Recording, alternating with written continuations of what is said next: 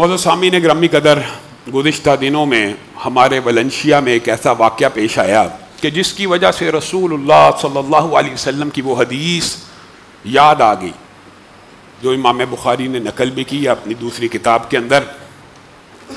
وہ حدیث یہ ہے کہ قیامت اس وقت تک قائم نہیں ہوگی جب تک بندہ اپنے ہمسائے کو، اپنے بھائی کو اور اپنے باپ کو قتل نہ کرے۔ ہمارے ویلنسیا میں مشہور ایک ہاسپٹل ہے، اس کے ایک ڈاکٹر تھے، ان کو ان کے بیٹے نے قتل کیا۔ جس وقت سے یہ خبر سنی، چونکہ وہ کبھی کبھار یہاں پہ بھی جمعہ پڑھا کرتے تھے، اس وقت سے دماغ کے اندر عجیب کیفیت اور یقین نہ آیا۔ سچی بات یہ ہے، اول مجھے بھی یقین نہ آیا۔ میں کہا یہ ممکن نہیں ہے کہ بیٹے نے مارا ہو، شاید پولیس اس کو پھنسا رہی ہو، مطلب ذہن میں یہ خیالات آتے ہیں کوئی جائیداد کا جھگڑا نہ ہو، کسی اور نے نہ کیا ہو۔ لیکن پھر جب رسول اللہ صلی اللہ علیہ وسلم کی یہ حدیث دماغ میں آئی کہ قیامت ہی قائم نہیں ہونی اس وقت تک جب تک بیٹا باپ کو قتل نہ کر دے۔ یہ کیسی تربیت ہے، یہ کیسا معاشرہ ہے۔ اللہ کی قسم، یہ ممبر، یہ مسجد، یہ مدرسے واحد ایسا انسٹیٹیوشن اور ادارہ رہ گیا ہے جو لوگوں کو جرائم سے دور لے کے جا سکتا ہے، جو لوگوں کی اخلاقی تربیت کر سکتا ہے۔ قانون، خوف، گرفت کا یہ بھی انسان کو جرم کرنے سے روکتا ہے، لیکن حقیقت میں جو شے انسان کو گناہ اور جرم کرنے سے روکتی ہے وہ ایک مقتدر اعلیٰ کی ذات ہوتی ہے۔ اس کے سامنے پیشی کا خطرہ ہوتا ہے، اس کے سامنے احتساب کا خطرہ ہوتا ہے۔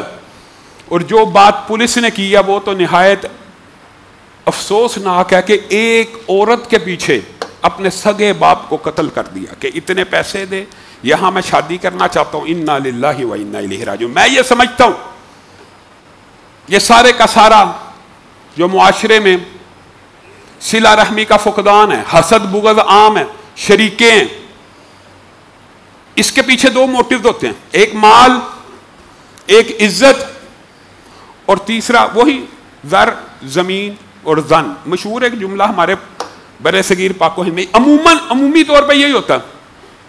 حضرت یوسف علیہ السلام جیسے عظیم پیغمبر کے بھائیوں نے انہیں کنویں میں پھینک دیا تھا حسد کی وجہ سے، حسد کی وجہ سے کہ یہ ہم سے آگے نہ نکل جائے، یہ باپ کو ہم سے پیارا کیوں ہے یہ۔ اور یہاں پہ جو دوسری بات ہے کہ مال فتنہ، عورت فتنہ، یہاں پہ اس بچے نے ایک عورت کے پیچھے اپنے باپ کو قتل کر دیا۔ ذمہ دار کون ہے؟ آج یہ جو تجزیہ میں رکھنا چاہتا ہوں وہ یہ ہے کہ اس کا ذمہ دار ہمارا معاشرہ اور اس کے اندر پھیلی ہوئی برائیاں جو سوشل میڈیا کے ذریعے بعض ایسے جرائم پولیس بے نقاب کرتی ہے، اور وہ کہتی ہے، پولیس کا کہنا ہے کہ اس بچے نے یہ جرم فلاں فلم دیکھ کے کیا، اس بچے نے یہ جرم فلاں ڈرامہ دیکھ کے کیا کہ اس ڈرامے میں جس انداز میں قتل کی پلاننگ ہوئی اس نے وہاں سے چوری کی ہے۔ بتائیے آپ ان لوگوں کو جرائم سے کیسے روک سکتے ہیں؟ آپ نے ان لوگوں کو مسجد سے متنفر کیا، مدرسے سے متنفر کیا۔ مسجد اور مدرسے کا منہ تو دیکھنا ہی نہیں ہے، صرف ایک قانون ایسی چیز رہ گی جس کی گرفت سے خطرہ ہو، اور جو طاقتور ہے، مالدار ہے، قانون اس کے سامنے زیرو ہے۔ اس کیس کا بھی انجام بظاہر یہی ہے کہ کچھ عرصے کے بعد بچہ باہر آ جائے گا، والدہ کہے گی حامد بھی مر گیا ہے، اب بچے کو بھی مار دو۔ بظاہر یہی ہوتا ہے۔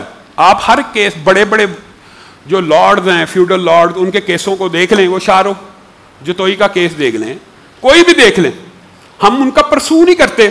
آپ دیکھ لیں، پوچھ لیں، وہ آزاد ہوں گے، صلح ہو جاتی ہے، معافی مل جاتی ہے۔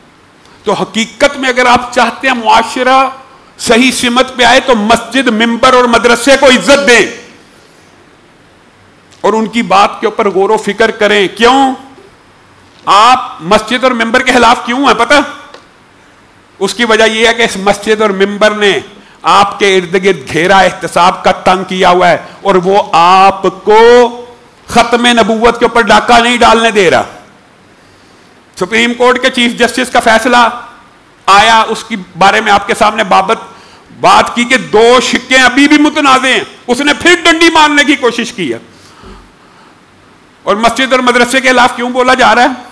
اس لیے بولا جا رہا ہے اگر یہ نہ ہو تو قانون تو فیصلہ تو ہو چکا، اللہ کے فضل و کرم سے علماء نے آپس میں اس بات کے اوپر اتفاق کر لیا کہ اس فیصلے کو ریجیکٹ کرنا ہے۔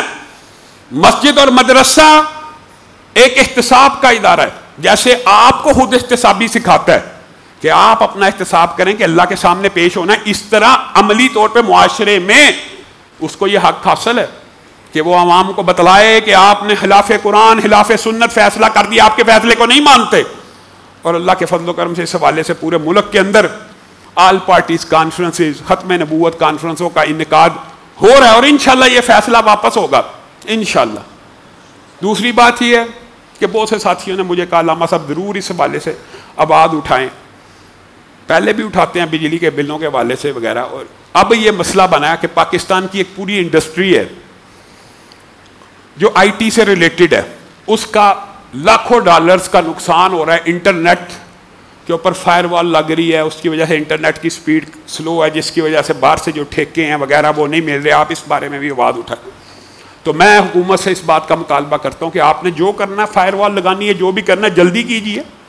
پاکستان کی معیشت آگے ہچکولے کھا رہی ہے، اور پاکستان کی معیشت کے اندر یہ آئی ٹی کی انڈسٹری ایک بہت بڑی اب انڈسٹری بن چکی ہے جو پاکستان میں زر مبادلہ لاتی ہے۔ ان کو فیسیلیٹیٹ کیجیے، فل فور انٹرنیٹ کو بحال کیجیے۔ اور آخر میں ایک مطالبہ لاہور کی انتظامیہ سے ایک مرتبہ پھر کرنا چاہتا ہوں۔ ایس ایس پی آپریشن کے پاس ہمارا کیس موجود ہے، انہوں نے ہم سے یہ وعدہ کیا ہے، جب بیگم کورٹ میں ہم نے احتجاج کی کال دی کہ اگر آپ نے 7 دن کے اندر اندر یہ مساجد نہ کھولی تو ہم احتجاج کریں گے، تو انہوں نے ہمارے ساتھ مذاکرات کیے، ہم سے کہا اگر آپ کو عدالت کی طرف سے ریلیف ملا تو اس عدالتی فیصلے کے اوپر منوان عمل ہوگا۔ وہ فیصلہ ان کی ٹیبل پہ رکھ دیا، انہوں نے وعدہ کیا انشاءاللہ مسجد عمر بن خطاب میں اگلا جمعہ پڑھایا جائے گا۔ اللہ کرے یہ جو ایک درینہ مسئلہ حل ہو جائے۔ اور ایک مسئلہ ہماری ٹاؤن شپ کی مسجد کا ہے، یہاں پہ آپ حیران رہ جائیں گے، حیران، یہ کوئی اسلوب اور طریقہ، اہل حدیث نے مسجد بنائی، اہل حدیث کے نام ہے، ایک اہل حدیث امام مسجد وہاں پہ ملازم رکھا، وہ 2-3 سال بعد پتا چلا وہ اہل حدیث ہی نہیں ہے، اور اب وہ امام مسجد وہاں سے نکلنے کے لیے بھی تیار نہیں۔ کیا امام مسجد جو ہوتا ہے وہ مسجد کا مالک ہوتا ہے؟ تو لاہور کی انتظامیہ سے اور ایس پی ڈاکٹر غیور صاحب سے اور ایس ایس پی صاحب سے یہ مطالبہ بھی رکھتے ہیں کہ اس مسجد کے امام کو بھی اس سے قبل کے احتجاج ہو، اور احتجاج کے بعد اب حرکت میں آئے، معاملہ امیکیبلی اس امام کو بھی اس کی مسجد سے نکال کر دوسرا جو امام لوگ متعین کرنا چاہتے ہیں جنہوں نے مسجد بنائی ہے اس امام کو مقرر کیا جائے۔ اللہ رب العزت جو کہا گیا جو سنا گیا اس کو سمجھنے کی توفیق عنایت فرمائے۔